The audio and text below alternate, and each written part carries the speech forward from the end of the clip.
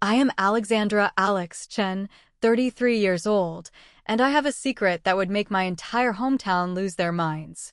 While my former classmates see me as the weird girl who never made it out and walks everywhere because she can't afford a car, I'm actually the founder and CEO of Neuralink Technologies, valued at $3.2 billion. Last weekend at our 15-year high school reunion, when Jessica Morrison whispered loudly enough for everyone to hear, "Poor Alex still can't even afford a car, look at her walking again," my bodyguard Marcus stepped forward and opened the door to my custom Rolls-Royce Phantom. What happened next taught everyone that sometimes the person you underestimate the most is the one who could buy your entire neighborhood without checking her bank balance. Before I tell you how this epic revelation unfolded and why I've been hiding my success from my hometown for years, let me ask you something. Have you ever been written off by people who couldn't see your potential? Have you ever let bullies assume they knew your story while you were quietly conquering the world? Hit that like button if you've ever been underestimated by people from your past, and subscribe because what happened when Marcus revealed who I really was will restore your faith in karma and the power of staying humble while building an empire. The foundation of misunderstanding to understand how my own hometown could be so spectacularly wrong about my success. You need to know the story of how Alexandra Chen went from the weird computer girl to a tech billionaire while maintaining the perfect cover of obscurity. I grew up in Millbrook, Connecticut, a small town where everyone knew everyone's business. Success was measured by visible status symbols, and anyone who didn't fit the conventional mold was dismissed as destined for failure. My parents immigrated from Taiwan when I was 3, opening a small computer repair shop that barely kept us financially afloat. While other kids were playing sports or socializing, I was in the back of my family shop, learning programming languages and understanding hardware systems that most adults couldn't comprehend. "Alex is so smart with computers," my teachers would tell my parents, "but she needs to develop better social skills if she wants to succeed in the real world." The implication was clear. Technical intelligence without social conformity was a recipe for career limitations. High school was particularly brutal. While my classmates like Jessica Morrison, Brad Whitman, and Sarah Collins were building social hierarchies through popularity contests and material displays, I was coding advanced algorithms and building prototype software that would eventually revolutionize neural interface technology. "Alex thinks she's so smart with her computers," Jessica would sneer during lunch periods. "But what's she going to do with that in the real world? Become some lonely programmer making minimum wage." The mockery was constant and cruel, but it also motivated me in ways my tormentors could never imagine. While they were focused on high school drama and social status, I was developing the foundational technology that would eventually become Neuralink, a revolutionary brain-computer interface system that allowed direct neural control of digital devices. "Your daughter has exceptional technical abilities," my computer science teacher Mr. Rodriguez told my parents during senior year. "She should consider MIT or Stanford for advanced study." But my classmates saw only the quiet Asian girl who wore thrift store clothes, walked everywhere because her family couldn't afford a second car, and spent lunch periods alone with her laptop instead of building social connections. The college breakthrough. While my Millbrook classmates were choosing colleges based on social opportunities and party reputations, I was accepted to MIT with a full scholarship to study computer science and neuroscience. The culture shock was immediate and liberating. For the first time in my life, I was surrounded by people who valued intellectual curiosity over social performance, technical innovation over material display. "Alex, your neural interface concepts are 20 years ahead of current research," Dr. Sarah Whitman, my advisor, told me during sophomore year. "Have you considered the commercial applications of this technology?" I had been considering exactly that. My dormitory was filled with prototypes for brain-computer interfaces that could help paralyzed patients control devices through thought alone, allow amputees to operate prosthetic limbs with natural neural signals, and eventually enable healthy individuals to interface directly with digital systems. The research was groundbreaking, but it was also deeply personal. My grandfather had suffered a stroke during my junior year of high school, leaving him unable to communicate or control his environment. I had watched him struggle with the frustration of being mentally sharp but physically powerless. What if we could bypass damaged neural pathways and allow direct brain control of communication devices? I asked Dr. Whitman. Alex, that technology could revolutionize treatment for stroke victims, spinal cord injuries, and neurodegenerative diseases. But it would also represent billions of dollars in commercial potential. By senior year, I had developed functional prototypes that demonstrated clear commercial viability. Venture capital firms were approaching me with funding offers, technology companies were discussing acquisition possibilities, and medical device manufacturers were exploring licensing arrangements. Meanwhile, my Facebook feed was filled with updates from Millbrook classmates who were graduating with business degrees, getting married, and posting photos of their first apartments and entry-level jobs. Alex Chin is still at MIT doing computer stuff, I saw Jessica post in a group thread. Some people never learn to live in the real world. The company formation instead of accepting job offers from established tech companies. I decided to start Neuralink Technologies with $2 million in seed funding from investors who understood the revolutionary potential of brain-computer interface technology. Alex, your neural interface systems could transform how humans interact with technology, explained David Park, the venture capitalist who led our initial funding round. This isn't just a product, it's a new category of human augmentation. I was 23 years old, working 18-hour days in a converted warehouse space, leading a team of neuroscientists and engineers who were developing technology that sounded like science fiction, but was rapidly becoming reality. Our first commercial product was a neural interface system for paralyzed patients that allowed them to control wheelchairs, computers, and communication devices through thought alone. The medical applications were immediate and life-changing. Alex, you're giving people their independence back, wrote one patient's family member. My father can communicate with us for the first time since his accident. This technology is miraculous. But I kept all of this completely hidden from my hometown connections. When former classmates reached out through social media, I would describe my work vaguely as computer programming or medical device development. I lived modestly, drove a used Honda Civic, and maintained the low profile that both security protocols and personal preference required. Alex is doing some kind of tech work in Boston, my mother would tell her Millbrook friends when they asked about my career. She seems to be doing well. Meanwhile, Neuralink was growing rapidly, attracting partnerships with major medical institutions, technology companies, and research universities around the world.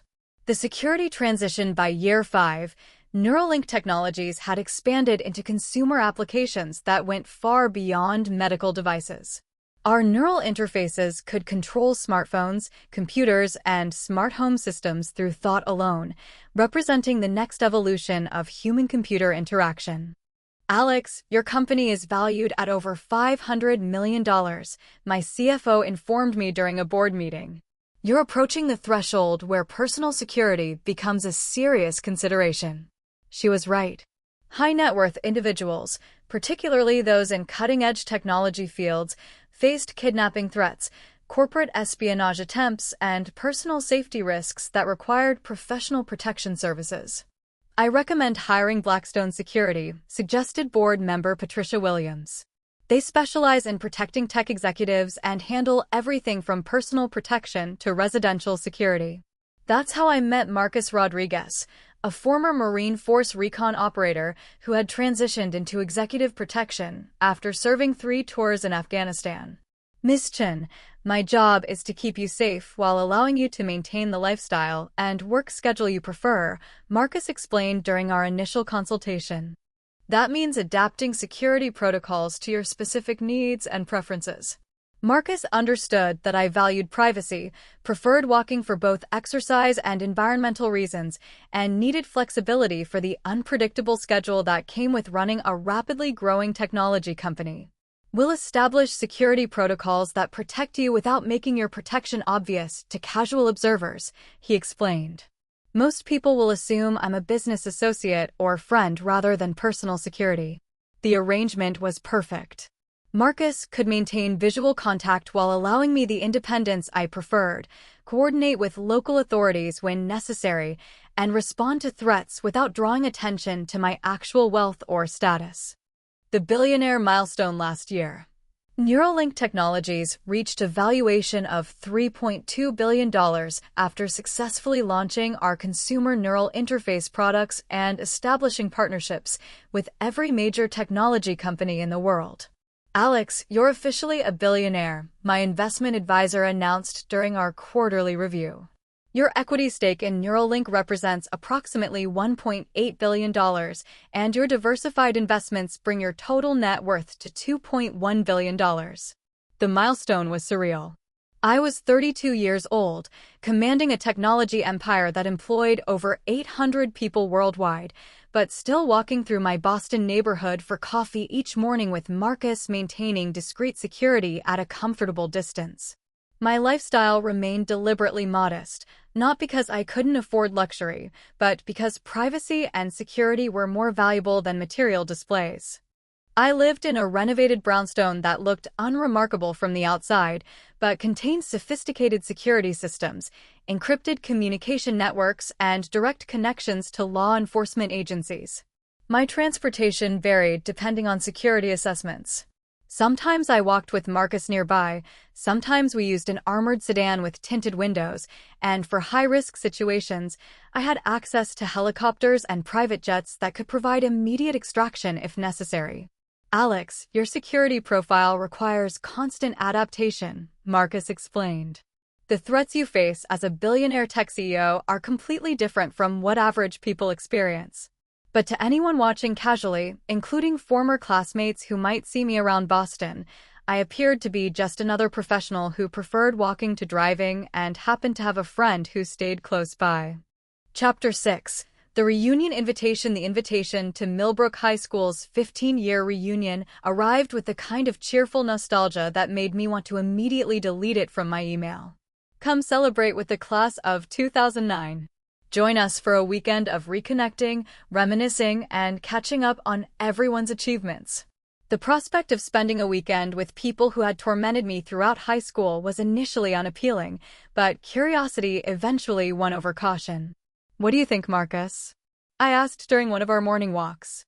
High school reunion, good idea or terrible mistake? Depends on your objectives, he replied with his typical analytical approach. If you want closure or the satisfaction of seeing how people have changed, it could be worthwhile. If you're looking for genuine reconnection with people who weren't kind to you originally, probably not. I decided to attend, partly for closure and partly for the anthropological interest of observing how my former classmates had evolved over 15 years. The security arrangements were complex. Marcus would accompany me as my business partner. We would stay at a high-end hotel outside Millbrook rather than with family, and we would have extraction protocols ready if the situation became uncomfortable or unsafe. Alex, reunion events can create unpredictable social dynamics, Marcus warned. People sometimes become aggressive when confronted with others' success, especially if they feel their own achievements are inadequate by comparison. I assured him that I planned to maintain my usual low profile, describing my work vaguely and avoiding any displays of wealth that might create problems. What I didn't anticipate was how thoroughly my former classmates would misinterpret my modest presentation as evidence of failure rather than choice. Chapter 7. The Reunion Arrival. The reunion was held at the Millbrook Country Club, the same venue where many of my classmates' families had held celebrations that I was never invited to during high school. I arrived wearing a simple black dress, modest jewelry, and comfortable shoes suitable for walking, an outfit that probably cost less than $200 but was perfectly appropriate for the occasion. Marcus wore a dark suit and maintained his usual position nearby, but not obviously protective, appearing to anyone watching like a business associate or boyfriend rather than professional security. Alex Chin, squealed Sarah Collins, approaching with the artificial enthusiasm that reunion events seem to inspire. Oh my gosh, you look exactly the same. How are you? What have you been up to? I'm doing well, thanks, I replied diplomatically. Working in technology, living in Boston. How about you? I'm amazing. Married to David Reynolds, You remember him from our class, and we have two beautiful children. David's doing incredibly well in real estate. We just bought a house in West Hartford that's absolutely gorgeous. The conversation followed the predictable reunion pattern, Sarah cataloging her achievements and lifestyle improvements, while fishing for information about my supposedly less impressive circumstances. Are you married? Kids? What kind of technology work do you do? Not married, no kids, and I work on medical devices mostly, I answered truthfully but vaguely. Oh, that sounds interesting, Sarah replied with the tone people use when they think something sounds boring but are trying to be polite. As the evening progressed, I noticed former classmates having whispered conversations while glancing in my direction. The body language was familiar from high school, the same exclusionary dynamics that had made my teenage years miserable. Chapter 8. The whispered assumptions. The reunion dinner provided opportunities for my former classmates to showcase their achievements through elaborate descriptions of careers, homes, vacations, and lifestyle improvements since graduation. Jessica just got promoted to regional sales manager, announced Brad Whitman during the group presentations portion of the evening. She's killing it in pharmaceutical sales and just leased a BMW. Sarah and David bought their dream house and are planning a trip to Europe this summer, added another classmate. When attention turned to me, I kept my description brief and understated. I work for a medical technology company in Boston. It's interesting work that I enjoy. The response was polite but dismissive. Clearly, medical technology didn't sound as impressive as pharmaceutical sales or real estate success. During breaks between formal presentations, I overheard conversations that revealed exactly what my former classmates thought about my apparent lack of achievement. Alex seems exactly the same as high school, Jessica whispered to Sarah near the bar. Still quiet, still weird, still not really fitting in anywhere. I heard she's not even married, Sarah replied. And did you notice she doesn't have a car? I saw her walking from the hotel earlier. She can't even afford a car, Jessica said with exaggerated sympathy. That's actually kind of sad. All those computer skills and she's still struggling financially. Marcus, who was positioned nearby and heard every word, gave me a questioning look that I interpreted as, should I end this charade now? I shook my head slightly. I wanted to see how far their assumptions would go before revealing the truth. Chapter 9. The escalating mockery. As the evening progressed and alcohol lowered inhibitions, the whispered comments about my supposed financial struggles became more frequent and less discreet. Look at Alex's shoes, I heard someone say during the dancing portion of the evening. Those are definitely not designer. Poor thing probably shops at Target.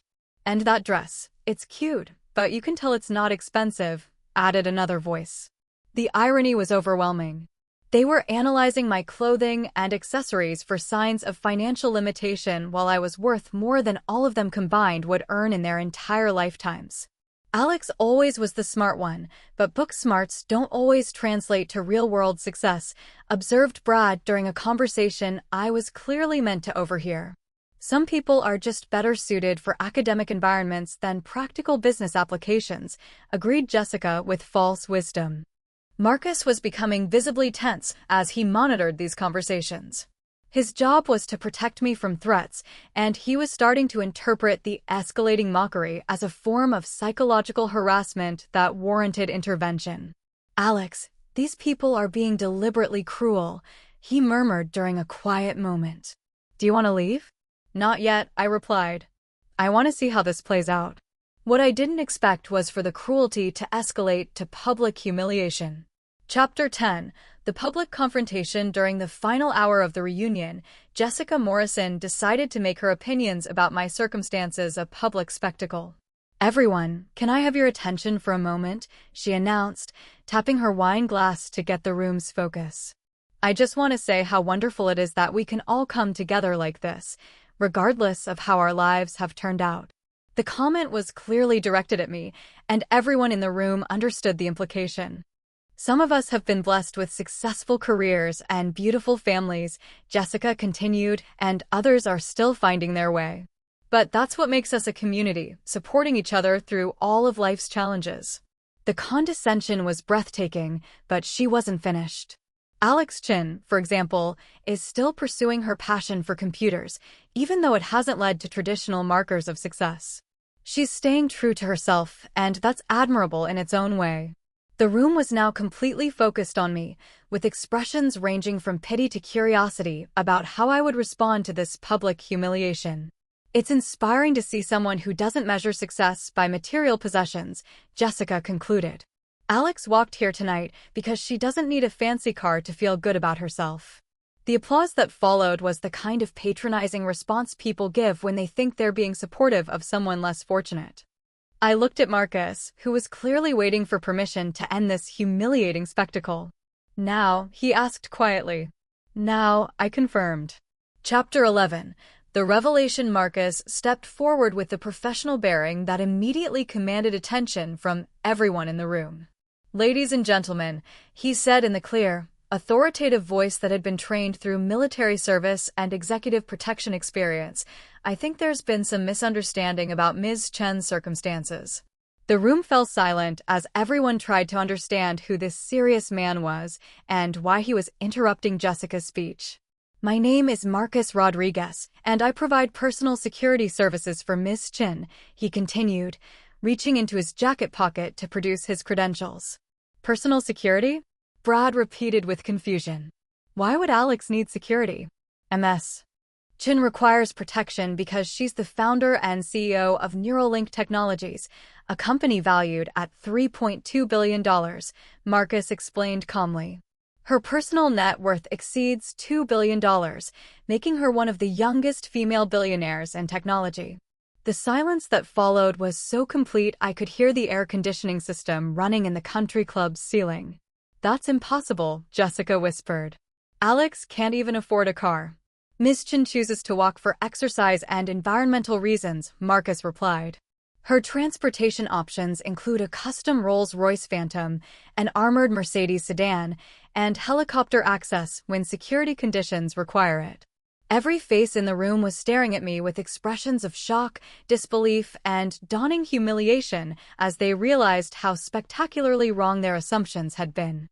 The walking you've observed is part of security protocols that allow Ms. Chen to maintain physical fitness while I monitor her environment for potential threats, Marcus continued. Alex, is this true? Sarah asked weakly. Yes, I replied simply. Neuralink develops brain-computer interface technology. We've revolutionized how paralyzed patients interact with devices, and we're expanding into consumer applications for healthy individuals. Chapter 12. The Rolls-Royce Moment. If anyone would like verification, Marcus announced, Ms. Chen's vehicle is waiting outside. The entire reunion crowd moved toward the country club's entrance like a single organism driven by curiosity and disbelief. In the circular driveway sat a custom Rolls-Royce Phantom in midnight blue with chrome accents, a vehicle worth more than most people's houses. Holy shit, Brad whispered, apparently forgetting he was at a formal event. Marcus approached the vehicle and spoke briefly to the driver, who had been waiting inconspicuously in the parking area. Ms. Chen, Marcus said formally, your car is ready. He opened the rear door with the practiced precision of someone who had performed this action thousands of times, revealing an interior that looked like a luxury hotel suite with custom leather, wood paneling, and technology systems that were clearly bespoke. The crowd gathered around the vehicle in stunned silence, trying to process the disconnect between their assumptions about my financial situation and the reality of a custom Rolls-Royce with personal security protocols. Alex, Jessica said faintly, I had no idea. I'm so sorry about what I said earlier. You said what you believed based on the information you had, I replied diplomatically. I understand why you made those assumptions. But why didn't you tell us? Why let us think you were struggling? Because I didn't come here to impress anyone or prove anything. I came to see how everyone was doing and maybe get some closure from high school experiences. The revelation was spreading through the crowd as people called their spouses, texted friends, and tried to comprehend that the weird computer girl they had dismissed was actually one of the most successful entrepreneurs of their generation. Chapter 13. The aftermath. The remainder of the reunion was surreal as former classmates tried to recalibrate their entire perception of my place in our high school hierarchy. Alex, I always knew you were brilliant, claimed several people who had never spoken to me during our 4 years of shared education. I remember thinking you would do something amazing with computers, insisted others who had mocked my technical interests as socially irrelevant. The revisionist history was both amusing and pathetic, but I responded graciously to everyone who approached with apologies or attempts to rewrite our shared past. Alex, could we maybe get together sometime? Jessica asked privately. I'd love to learn more about your company and maybe discuss some opportunities. The sudden interest in building relationships was transparently motivated by my revealed wealth rather than genuine personal connection, but I appreciated that she was at least being direct about her intentions. Jessica, I'm always happy to discuss technology and entrepreneurship with people who are genuinely interested, I replied. But I should mention that I work with professional advisors for investment and business decisions. The message was clear.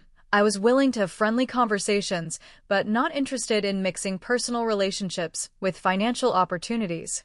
Throughout these interactions, Marcus maintained his professional vigilance while observing the dramatic shift in how people treated me once they understood my actual circumstances. Classic wealth response, he murmured during a quiet moment. People who ignored or dismissed you for years suddenly want to be your best friend. Chapter 14. The drive home. As Marcus and I settled into the Rolls-Royce for the drive back to Boston, I reflected on the evening's events and what they revealed about human nature, assumptions, and the relationship between success and social acceptance. How do you feel about how that played out? Marcus asked as we left Millbrook behind. Satisfied, I replied honestly. Not because I enjoyed humiliating people, but because I proved to myself that their opinions about my worth were always irrelevant. Your former classmates seemed genuinely shocked by the revelation.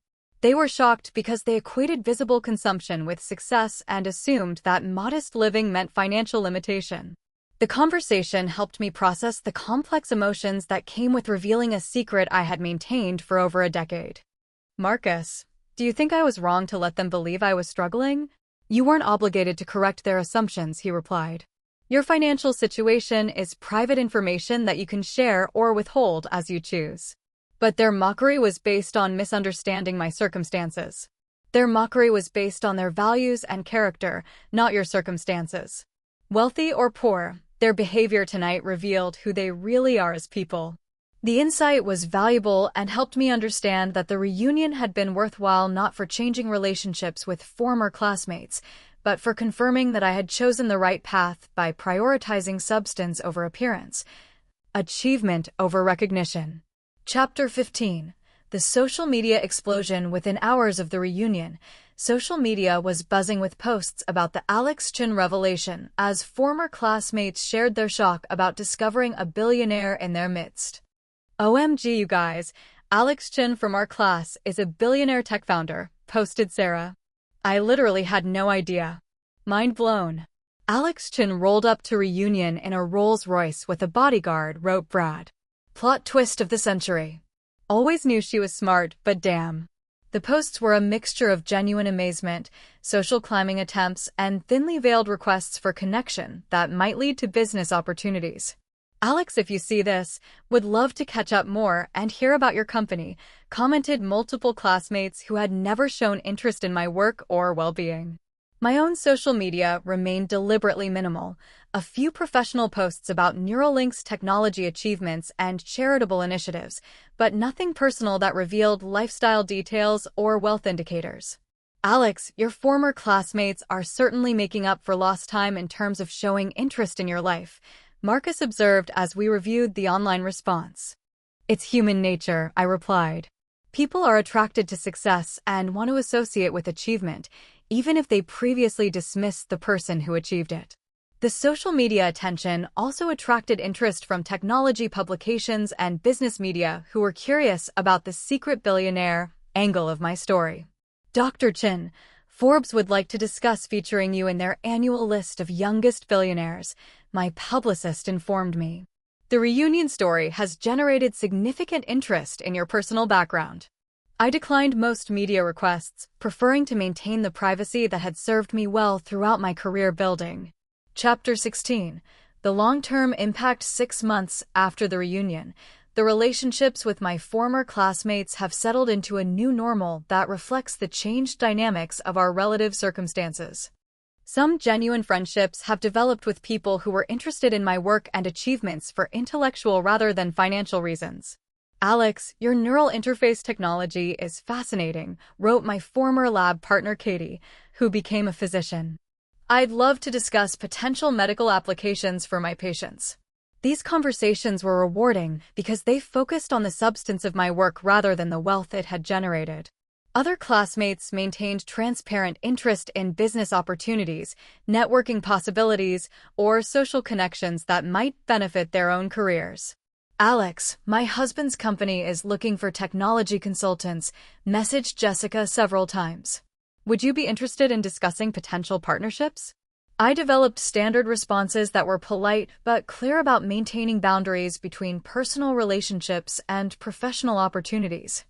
The most valuable outcome of the reunion experience was confirming that my choices about privacy, modest living, and security protocols had been wise decisions that protected both my safety and my authentic relationships.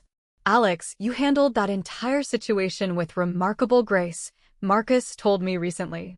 A lot of people in your position would have been tempted to show off or seek revenge against people who had treated them badly. Revenge would have been satisfying in the moment, but ultimately unproductive, I replied. I'm more interested in using my success to develop technology that helps people than in proving points to people from my past. Epilogue. The real success today, Neuralink Technologies continues to grow and innovate, developing brain-computer interfaces that restore mobility to paralyzed patients, enable direct neural control of prosthetic devices, and are beginning to enhance cognitive capabilities for healthy individuals. Dr. Chin, your technology is transforming lives around the world, a recent patient wrote. My son can control his wheelchair through thought alone thanks to your neural interface. You've given him independence we never thought possible. Those messages remind me why I chose to dedicate my career to technology development rather than wealth accumulation. The real measure of success isn't net worth, but the positive impact your work has on other people's lives. The reunion experience taught me that people's assumptions about success often say more about their values than about the reality of the situations they're judging. My former classmates assumed that visible consumption indicated achievement and modest living suggested failure, when in reality my choices were guided by security requirements, environmental concerns, and personal preferences that prioritized substance over appearance. Marcus continues to provide security services while helping me navigate the complexities of maintaining privacy in an increasingly connected world. Alex, your approach to wealth and success is unusual but admirable, he told me recently. Most people in your position feel compelled to display their achievements, but you've stayed focused on the work itself. The high school reunion reminder sits framed on my office wall, not as a trophy of revenge, but as a reminder that the person who seems to have the least might actually have built the most, and that true success is measured by the problems you solve rather than the possessions you accumulate. Sometimes the weird kid with computers changes the world while everyone else is comparing car payments. Sometimes the person who walks everywhere does it by choice rather than necessity. And sometimes the most satisfying moment isn't proving you were right, but knowing you stayed true to your values while building something meaningful. If this story resonates with you, please share it with anyone who's ever been underestimated by people who couldn't see past surface appearances. Have you ever shocked people with achievements they never saw coming? Share your experiences in the comments below. Remember, real success isn't about what you drive, it's about what you build and who you help along the way.